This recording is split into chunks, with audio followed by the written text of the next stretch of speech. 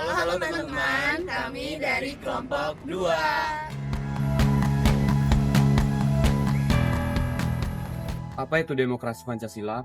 Halo semuanya, kenalin aku Arif Rahmat Ramadan dengan NIM 125110024. Nama saya Arun Julia dengan NIM 125110005. Hai, nama aku Izgar Aifa dengan NIM 124161003. Nama saya Haji Nur Rahman dengan NIM 124380031. Nama saya Nonor Halimah dengan NIM 125390044.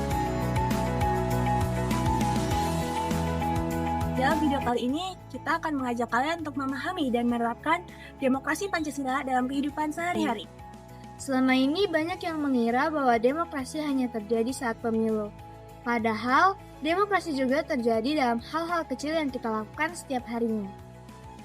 Jadi demokrasi Pancasila adalah demokrasi yang bersumber dari nilai-nilai Pancasila, terutama sila keempat yaitu kerakyatan yang dipimpin oleh hikmat, kebijaksanaan dalam permusyawaratan perwakilan. Tujuan dari kampanye ini untuk mengingatkan kesadaran bahwa demokrasi bukan hanya tentang memilih, tetapi juga tentang sikap saling menghargai, musyawarah, dan tanggung jawab sebagai warga negara.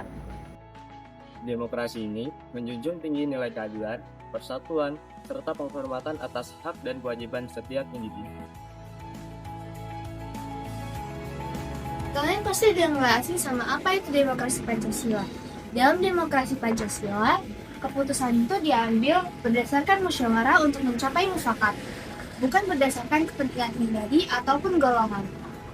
Selain itu, musyawarah adalah mengambil keputusan bersama juga termasuk ke dalam contoh nyata demokrasi, seperti berdiskusi ke dalam kelompok atau organisasi.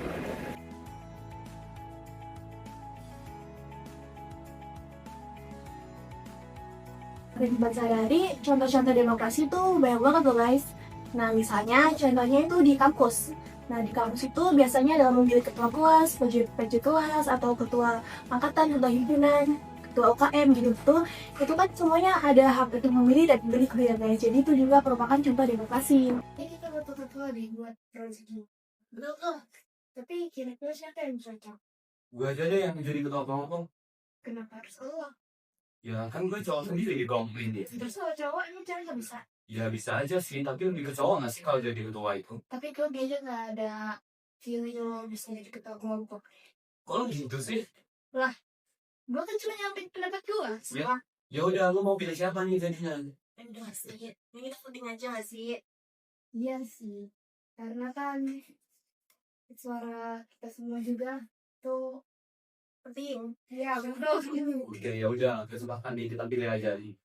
Oke, jadi lu bisa apa? Bagi ini, Gue juga feelingnya karena sih. Ya udah, berarti gue terima aja lo lain pilihnya itu. Oke, udah oke kan? Oke. nggak ada yang meninggal kan? Kayak aman sih kalau lain itu pilih kalian ya udah nggak Beneran gak ada yang janggal. apa-apa nggak apa. Nah, contoh selanjutnya itu kita bisa ambil di lingkungan masyarakat. Misalnya kayak ada rapat kerja bapak-bapak RW itu untuk menentukan kayak 17-an gitu. Nah, di situ kan juga ada diskusi-diskusinya. Jadi di situ bisa kita ambil demokrasi juga. Nah, jadi di sini kita belajar tuh demokrasi itu bukan hanya tentang pemilu belaka aja, tapi demokrasi itu mengajarkan kita tentang menghargai perbedaan pendapat, menghargai perbedaan. Jadi kita harus mengutamakan kepentingan bersama. Oleh karena itu, mari kita terapkan nilai-nilai demokrasi Pancasila pada kehidupan saya. Dengarkan pendapat orang lain, utamakan musyawarah, dan hargai perbedaan. Karena demokrasi yang baik itu dimulai dari diri kita sendiri. Demokrasi Pancasila dimulai dari kita.